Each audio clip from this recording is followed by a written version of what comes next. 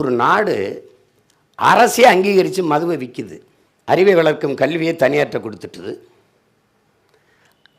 கல்லூரியை தனியாற்ற கொடுத்துட்டுது, உயிர் காக்கும் மருத்துவம் தனியாற்று இருக்குது. கல்வி மானுட உரிமை, கொடுக்க வேண்டியது அரசின் கடமை. அதை கொடுக்க மறுப்பது மாபெரும் கொடுமை. அதை போராடி பெறாமல் இருப்பது அறிவிழந்த மடமை. இது மருத்துவம் ஒரு மகத்தான சேவை, அது என் மக்களுக்கு தேவை. அது என் முதலாளிகள்கிட்ட போச்சு. உயிரும் அறிவும் மிக உயர்ந்த விற்பனை பண்டமாயிருச்சு. உலக உயிர்களின் உயிர் தேவை தண்ணீர். எல்லா உயிருக்குமான பால் தண்ணீர். உலகத்தில் எல்லாராலும் ஏற்றுக்கொள்ளப்பட்ட தத்துவம் என்று ஒன்றே கிடையாது என் அன்பு தம்பி தங்கைகளே. அது மார்க்சியமாகட்டும், லெனின் எதாகட்டும், நபிகளார் சொன்னதாகட்டும், இறைமகன் இயேசு சொன்னதாகட்டும், புத்தன் சொன்னதாகட்டும், யார் சொன்ன தத்துவம் உலகம் புறம் ஏற்றுக்கொள்ளப்படலை. எல்லாராலும் ஏற்றுக்கொள்ளப்பட்ட தத்துவம் என்றே ஒன்று கிடையாது. எல்லாராலும் ஏற்றுக்கொள்ளப்பட்ட ஒன்று இருக்கின்றால் அது தண்ணீர் தான். அந்த தண்ணீர் எப்படி பெரிய விற்பனை பண்டமாக வந்துச்சு? நீங்கள் குடிக்கிறது படிக்கிறீங்க எல்லாரும், அது தண்ணீர் தானா உங்களுக்கு தெரியுமா? யார் உறுதி தருவா? அது குடிக்கிற தரத்தில் இருக்குன்னு யார் சொன்னது?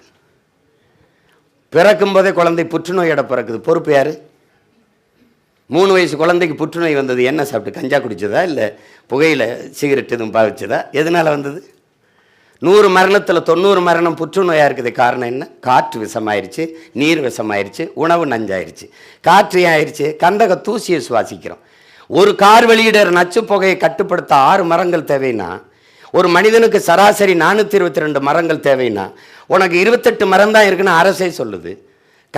கனடான்னு ஒரு நாடு 9900 மரங்களை வச்சிருக்கு. 10,000 மரத்தை தொடுது ஒரு மனிதனுக்கு. அந்த பிரதமர் சொல்கிறார், மேலும் 100 கோடி மரங்களை சொட நான் உத்தரவிட்டிருக்கேன்னு. 100 கோடி மரங்களை நட்டு வளர்க்க உத்தரவிட்டிருக்கேன். இவன் 28 மரம் தான் வச்சுருக்கேன்றான் ஒரு மரத்துக்கு. எவ்வளவு கார் போகுது, எவ்வளவு மரங்கள் இருக்குது? நீ மரம்னே என்னன்னு தெரியாதவன்ட்ட நம்ம பாடம் நடத்தி பயன் இல்லை. என்கிட்ட கேட்பான், மரத்துக்கு ஓட்டா இருக்குது, அதுக்கிட்ட மரத்துக்கிட்ட ஓட்டு இல்லை, என் உயிர் அதுக்கிட்ட இருக்குது, அதனால் அதோட நான் பேசிட்டுக்கிறேன். மரம்ங்கிறது, நீங்கள் எல்லா உயிரினமும் உலகத்தில் நச்சுக்காற்றை சுவாசிச்சுட்டு, எல்லா உயிரினமும் நற்காற்றை சுவாசிச்சுட்டு நச்சுக்காற்றை வெளியிடும். கார்பன் டை ஆக்சைடை சுவாசிச்சுட்டு கார்பன் டை ஆக்சைடை, கரியமில வாயுவை வெளியிடும். ஆனால் மரம் செடி கொடிகள் மட்டும் நச்சுக்காற்றை சுவாசிச்சுட்டு நற்காற்றை வெளியிடும், ஆக்சிஜனை வெளியிடும். இந்த முரண் இல்லைன்னா உலகில் எந்த உயிரும் வாழ முடியாது. மரமும் நம்மளை மாதிரி நல்ல காற்றை சுவாசிச்சுட்டு நச்சுக்காற்றை வெளியிட்டா எப்படி வாழ்கிறது? அப்போ அந்த மரத்தின் அருமை தெரியாமல் நீ மரம்னு மறந்து போனீன்னா எப்படி? அப்போ இங்கே தலைகீழ் மாற்றம் தேவைப்படுது.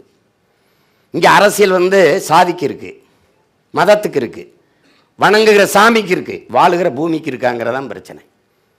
உனக்கு வணங்க 100 கோடி சாமி இருக்குது, வாழ ஒரு பூமி தான் இருக்குது. நீ சந்திர மண்டலத்துக்கு சந்திராயனுக்கு சந்திராயன் அனுப்புகிற, ஒரு சிந்தனை தானே. சந்திராயனுக்கு சந்திர மண்டலத்துக்கு சந்திராயன் அனுப்புகிற. சயின்டிஸ்டுக்கு சாப்பாடை யார் அனுப்புகிறா? சம்சாரி தானே அனுப்பணும். விண்வெளிக்கு விண்கலத்தை நீ ஏவலாம், விஞ்ஞானிக்கு சோறு யார் அனுப்புறது? ஏன் விவசாயி தானே அனுப்பணும். இதை ஏன் நீ சிந்திக்க மாட்டுற? ஏன் சிந்திக்க மாட்டுற?